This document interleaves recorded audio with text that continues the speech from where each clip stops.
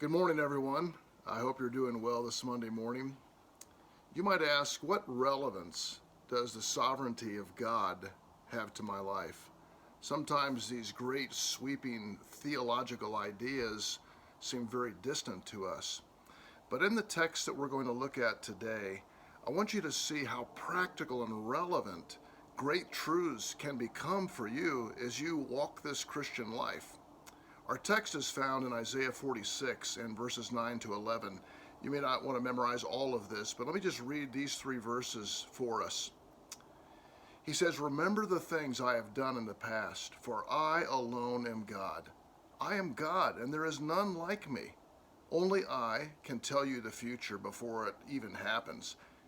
Everything I plan will come to pass, for I do whatever I wish. I will call a swift bird of prey from the east, a leader from a distant land to come and do my bidding. I have said what I would do, and I will do it." So God's sovereignty, really, I think of it as God's in control. He brings all of his attributes, all of his qualities to bear upon our lives and upon this world. And he's in control. God is not wringing his hands over the nations. He's not wringing his hands over your life. He is in absolute control. But yet sometimes our view of God and his sovereignty makes us feel very distant from him, and it shouldn't do that. We should, by learning about the character of God and the attributes of God, we should learn how to think about him and to see him.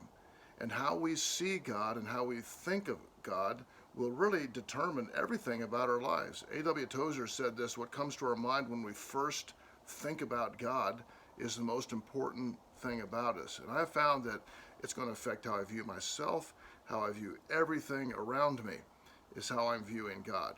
So let's think for a moment about this sovereignty word, that God is working all of his attributes together for his glory or his pleasure and our good. He is working constantly to bring to pass his perfect will. And when I break it down into a few of these qualities, I think of one: he knows everything. There's not a thing in the world he doesn't know. He knows your situation, he knows your problems, he knows what's happened in the past, he knows what's going to happen in the future, and he's in control of all these things. There's nothing that just occurs to God. He knows everything. Secondly, he has all power. He has all ability. There's nothing that is beyond his capacity to get done. He will get it done, and he will accomplish his purpose. He is not held back. He is not limited in any way in power. So we'd say this is omnipotent. And the third is that God, in all his ways, is loving and kind and gracious and merciful. That is his character. He loves you more than you'll ever be able to comprehend. Now, when you put all those together, it puts you at peace. Now, you take one of those away, and you can tend to be unsettled. For example, if I were to say God is all knowledgeable and he's all knowing, he's all powerful, but I'm not sure if he likes me very much, you'd be a little fearful. Or if you were to say God loves me, but he has no ability to change this circumstance or to overcome this difficulty, or he doesn't really know what's happening, then I think we would feel a little bit frustrated. But when you bring all of these qualities together, you can rest in him and have perfect peace in him. It's like a rudder that sets your life. And so I think that for me, when I first start reading through the grandeur of our God and all of the qualities that he has, I can sometimes seem a little bit distant until I realize how all of those really do impact my life, how I view God. And when I see him, as he knows, he has all power, he loves me more than I can comprehend. And the beautiful thing is that he has made this up close and personal for us to see all of these attributes in the person of Jesus, his son.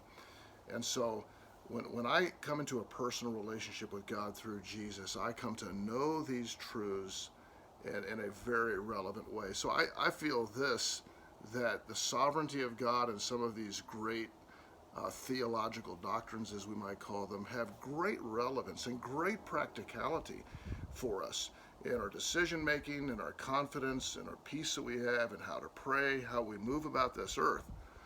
And so we look around today in our country, our nation, and the world, there's a lot of unsettling things going on. In fact, almost every day or two, something else happens that would cause us to be a little bit unsettled.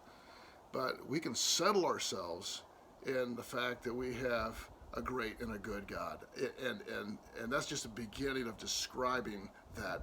And it's good for us, and it brings great delight and pleasure to him. So I hope that when you read a passage like this, it serves as a very practical encouragement to you of how to live your daily life, trusting in a God that we serve.